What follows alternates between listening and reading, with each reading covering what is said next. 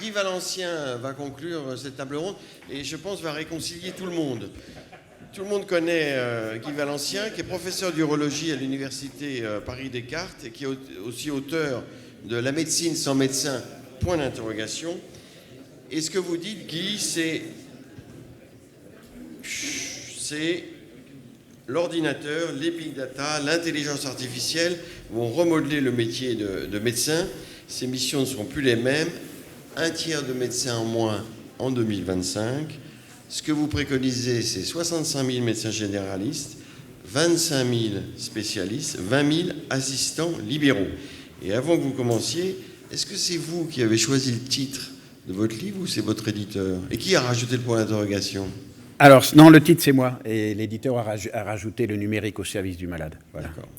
Mais nous sommes, quand on regarde, 4 éléments fondamentaux sont en train de bouleverser ce vieux métier que nous faisons tous avec passion. Premièrement, on voit bien que, si vous voulez, on est dans la mutité pathologique, nous sommes dans le rapt de l'intelligence artificielle, nous sommes dans la facilitation technologique et dans le balisage normatif. Voici les 4 clés qui vont nous bousculer complètement. Alors, soit on résiste, soit on embarque, mais il n'y aura pas d'intermédiaire. La mutité pathologique, les maladies sont découvertes avant les symptômes de plus en plus. Donc mes mains, mes yeux, mes oreilles, mon nez ne servent quasiment plus à rien. Ces éléments subjectifs, non quantifiables et non transmissibles sont totalement dépossédés au profit du marqueur biologique ou de l'imagerie qui est quantifiable, objective et transmissible. C'est terminé.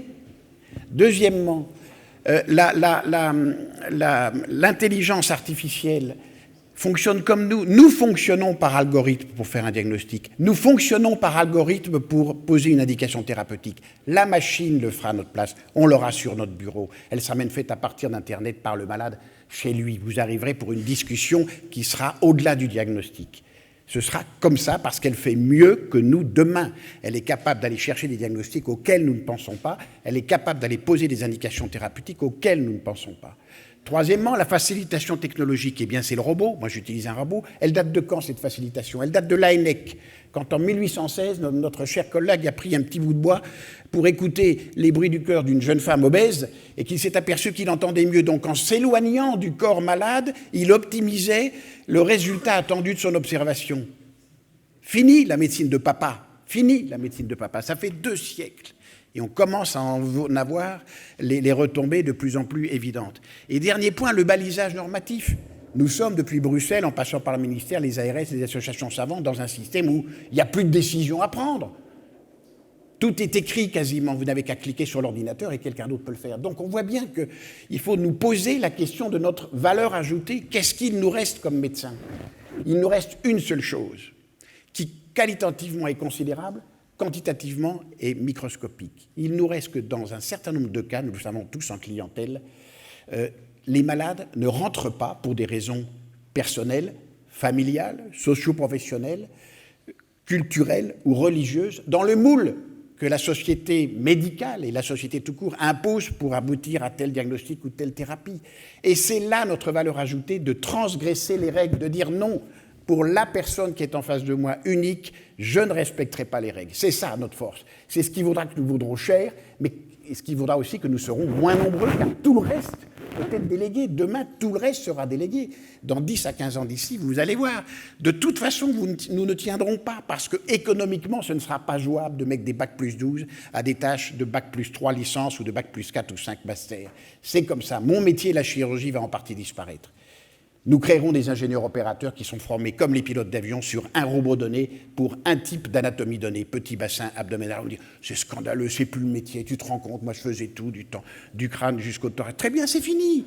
C'est même pas la peine de discuter. La sécurité et la qualité des soins globalement passent par là. Nous passons de l'artisanat à l'industrie du soin, comme les agriculteurs, et les drames qu'ils subissent montrent qu'ils n'ont pas su aussi, eux, comprendre. Il n'y avait pas qu'un problème politique, ils ne se sont pas toujours revus et ils n'ont pas toujours travaillé avec les outils de la modernité. Nous sommes exactement dans la même donne. Il ne faut pas se leurrer, on ne nous attendra pas. Donc je le répète, et je vais m'arrêter là simplement, en disant notre rôle est le plus beau, le plus personnel qui soit, c'est celui-là qu'il faut inculquer. Et quand on dit ça, on tire la pelote complètement de la formation nos études ne correspondent absolument pas à ce futur métier, de la réorganisation sur le territoire, tu en parlais avec les chiffres que je te donnais, du mode de financement, il va falloir réfléchir, du mode de l'assurance et de la responsabilité. Faut-il continuer à pénaliser l'erreur?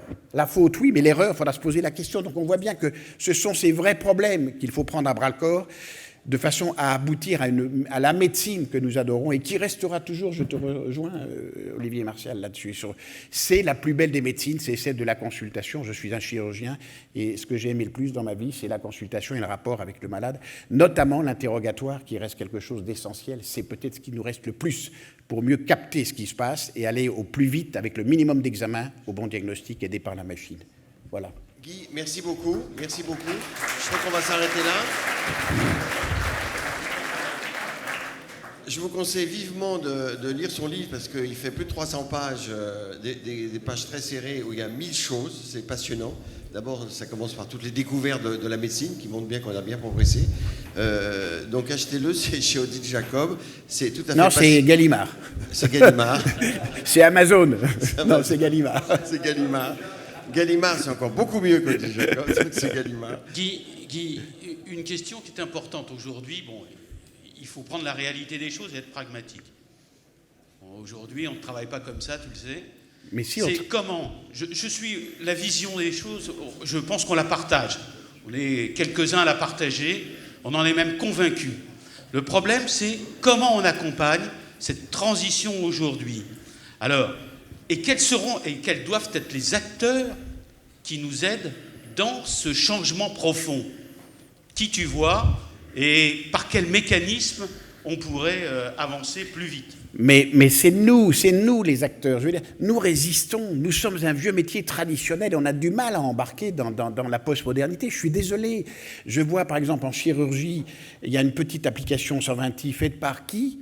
Par un ancien instructeur d'Airbus, c'est intéressant, qui, pour les malades, en sortie du bloc, chez eux, recommunique avec le chirurgien anesthésiste avec des indicateurs de qualité de vie haute. C'est prodigieux. Mais on les a, ça. On a tous les outils. Nous ne voulons pas. On a l'impression qu'on va être mis, qu'on va être regardé par Big Brother. C'est déjà fait, de toute façon. Bon, alors voilà. C'est pas la peine on lutte mal. On lutte à côté. Hein. C'est à nous de développer ces outils-là. On les a. Allons voir les ingénieurs. Ils nous les feront à la main. Voilà. Maintenant, si tu veux laisser effectivement Google, Apple le faire, très bien. De toute façon, ils ont une telle longueur d'avance qu'on aura du mal. Mais l'application, non. L'application peut être faite en quelques semaines, quelques mois parfois. Donc c'est à nous d'oser embarquer dans ce qui se passe aujourd'hui dans le monde, où tout le monde utilise ces outils-là pour d'autres domaines. Et pourquoi les refuserait-on à la médecine? Guy, je vais compléter l'interrogation de Patrick.